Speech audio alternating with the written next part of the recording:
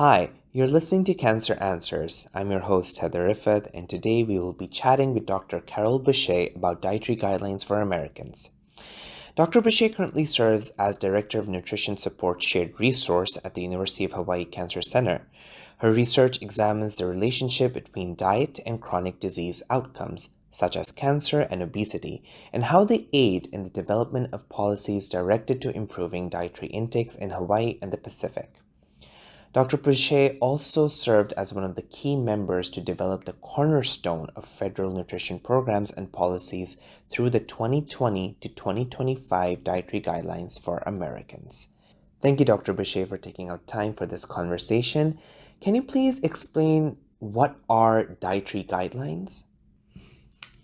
Dietary guidelines are created by the United States government in order to provide for citizens of the United States an outline as to what is recommended to eat for maintaining one's health. And interestingly enough, the dietary guidelines, they cover 2-year-olds up to elderly. So right now, that means that for most of the people in the United States, there exists with the government looking at the dietary guidelines, there exists recommendations for you what to eat every single day to maintain health. Now, for those of you who are new moms and you're thinking, well, what about my baby from 1 to 2? That's being started. In about a couple years, we'll have guidelines also for the ages 1 to 2. And so that's pretty exciting because it's been years that we've had the dietary guidelines and we have ignored our keiki, our little babies. So that's exciting. That's definitely exciting. And how do these guidelines affect the people of Hawaii? Well, one of the ways that these guidelines affect the people of Hawaii is the dietary guidelines help to inform some of our feeding programs. We have several feeding programs in the United States. We have the Women, Infants, and Children's program. We refer to that as the WIC program. We have the school lunch program, and we have SNAP, the Supplemental Nutrition Assistance Program.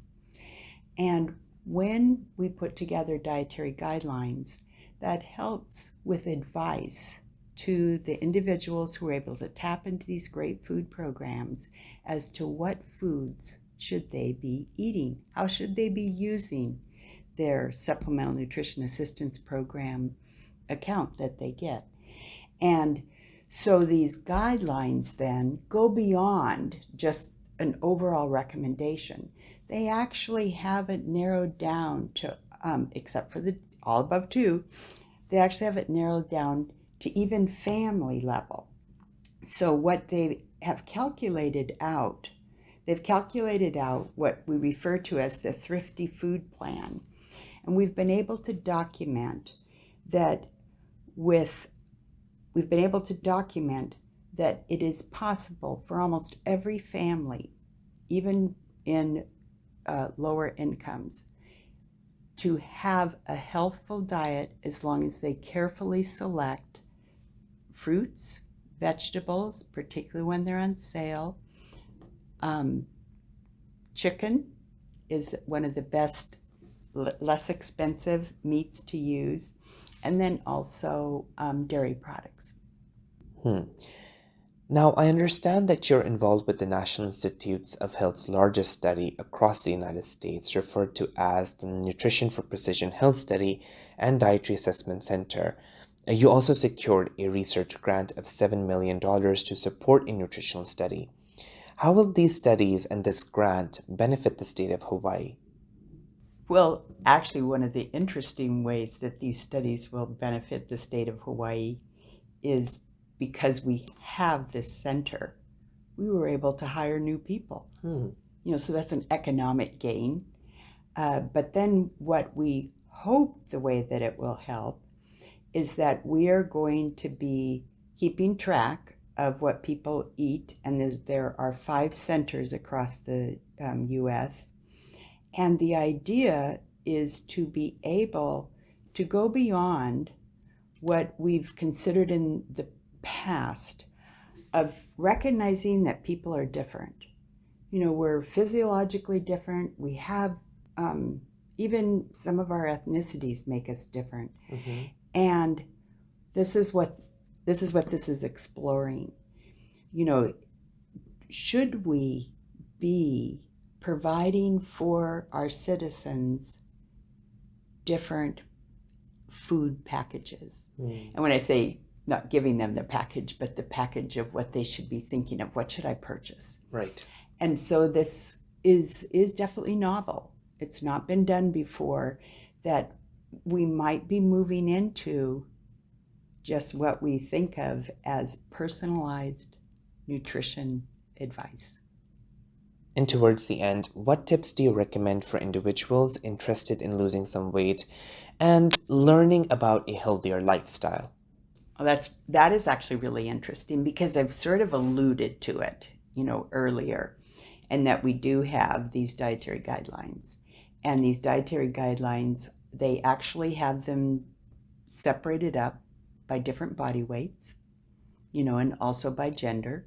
So that's a guide that could be used. And the other, this is another interesting piece of advice. Look to see, are there studies going on? For example, we're doing a study right now called the Healthy Diet and Lifestyle Study. Mm-hmm. And part of that is helping people be more healthy. Mm. And so if someone wanted to say, hey, now is the time I should start doing something, check in at the Cancer Center, Right. The University of Hawaii Cancer Center. But we're not the only ones doing studies in Hawaii. There are others too.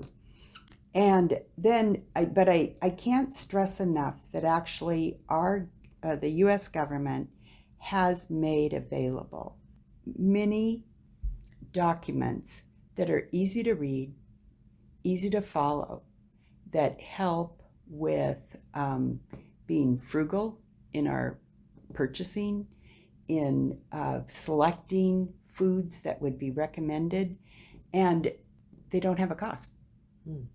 Other than downloading them, from your phone or whatever mobile device you use. You're doing amazing work, Dr. Carol Boucher. Thank you so much for joining me. It was a pleasure talking to you about dietary guidelines for Americans. That is all for now, everybody. But stay tuned on our website, which is uhcancercenter.org. You can also visit our social media pages at UH Cancer Center. Until next time, take care. Bye-bye.